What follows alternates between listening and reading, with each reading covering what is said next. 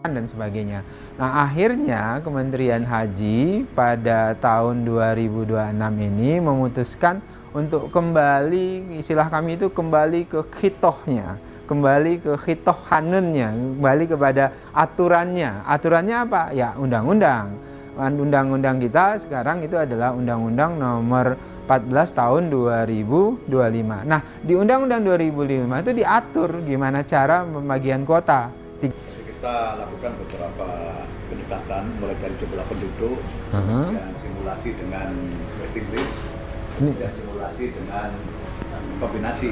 Kombinasi. Tapi yang mendekati keadilan adalah dengan waiting list, karena akan mengurangi disparitas antara provinsi satu dengan provinsi yang lain.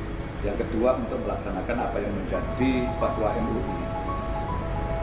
Jadi adil. Jadi gini, timnya Pak Haris dan kawan-kawan ini kemudian melakukan simulasi. Pertama melakukan simulasi pakai jumlah penduduk ya Pak, penduduk muslim. Setelah dihitung dimasukkan ke rumus pakai jumlah penduduk muslim, hasilnya disparitasnya tetap tinggi. Kenapa disparitasnya tinggi? Karena memang nggak adil kalau pakai berdasarkan jumlah penduduk muslim. Kenapa? Misalnya ya, ada misal Jawa Barat penduduk muslimnya lebih banyak ketimbang Jawa Timur. Tetapi jumlah antrian di Jawa Timur itu 1,2 juta orang, sedangkan Jawa Barat sekitar 700-an ribu orang. Namun kuotanya Jawa Barat lebih banyak ketimbang Jawa Timur. Kenapa? Karena Jawa Barat penduduk Islamnya banyak.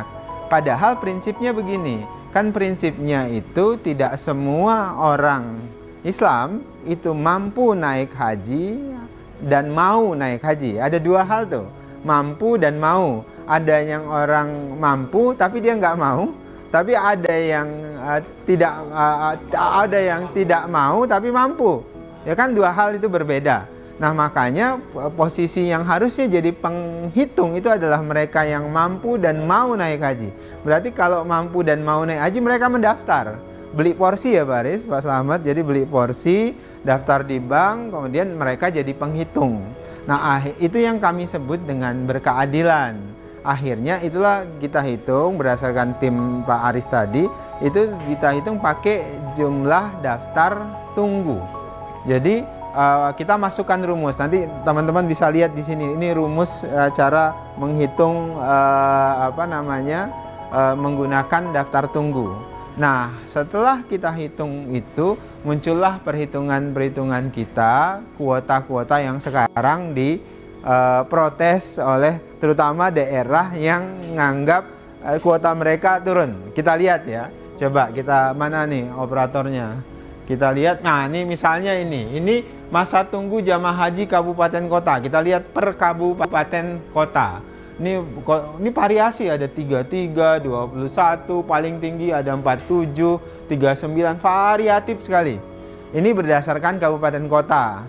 Kemudian coba, ini lihat kita nih masa tunggu misalnya contoh di Bengkulu. Ini variatif sekali, 33, 20 dan seterusnya. Nah, nanti setelah kita pakai waiting list, itu sebenarnya perhitungan rumusnya itu kuota di provinsi. Jadi tidak ada sebenarnya kuota berdasarkan kabupaten kota. Yang ada itu adalah kuota per provinsi.